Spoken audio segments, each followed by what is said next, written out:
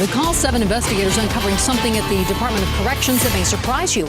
Parole officers and other division employees working second jobs.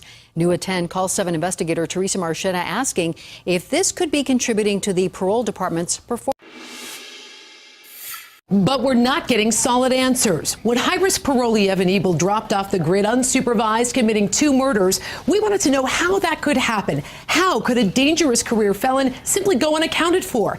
We heard a lot of excuses from the DOC. The officer who failed to track Ebel the week of the murders, even getting a fresh assignment to, ironically, a new fugitive unit formed as a result of his errors.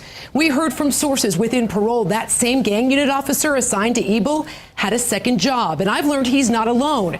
We uncovered at least 47 full-time parole employees are moonlighting with the DOC's permission.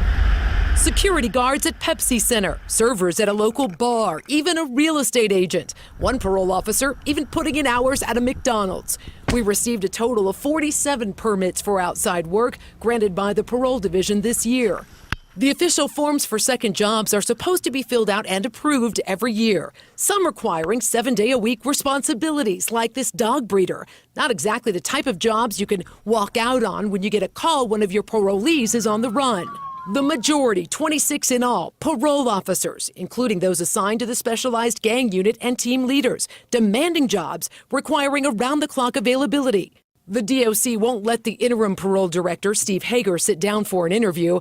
But here's what his predecessor, the only person fired after Ebel's murder spree, had to say to the Call 7 investigators. Is that something that's that you would say is fairly common, not surprising or unusual? Well, I'd say it is common, and it has been common over the years. Are there ever conflicts that arise, and has that been an issue at all for you in the past, managing those outside jobs?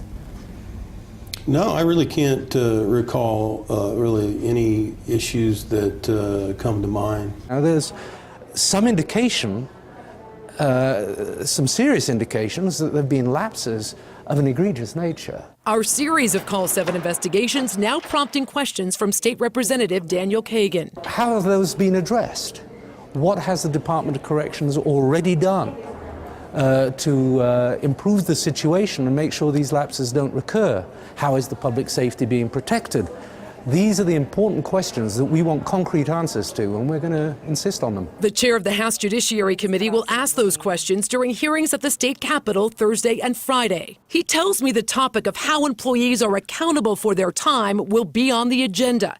But when I asked the DOC, they were defensive. What is it that you want us to respond to here?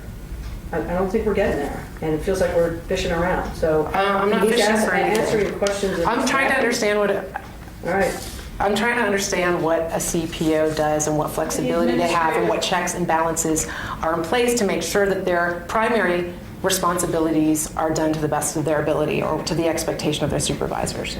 So if there are other jobs that are allowed, I think the taxpayers have a right to know that, don't you? The administrative regulation for outside work is on our website. Let me emphasize, the new executive director, Rick Ramish, will not sit down for an interview unless we submit questions in advance, which we never do. But his entire agency is being compelled to answer questions at the state capitol this week. I'll be there too. I'm Call 7 investigator Teresa Marchetta.